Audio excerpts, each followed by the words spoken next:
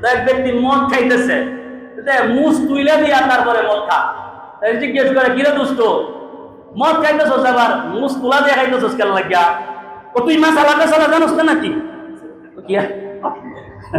তুই কি কোনো মাছ টাসলা জানোস না?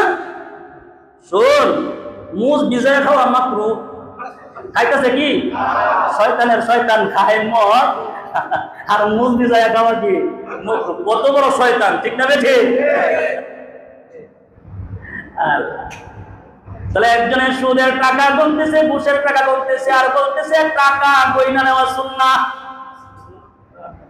আলেমরাও তো বলে, কেউ যদি কারো টাকা পয়সা দিয়ে লেনদেন করে, তাহলে লেনদেনের টাকা পয়সা গয়না দেওয়া নেওয়া দুটোই সুন্নাত। সে তো মাসালা দেয়, কয় সুদের টাকা গনে, ঘুষের টাকা গনে গয়না পাই, এগুলা গয়না নেওয়া সুন্নাত। বলতেছে কি টিহা সুদের টিহা, আর কইতাছে গয়না নেওয়া সুন্নাত। কত বড় জালেমের জালেম।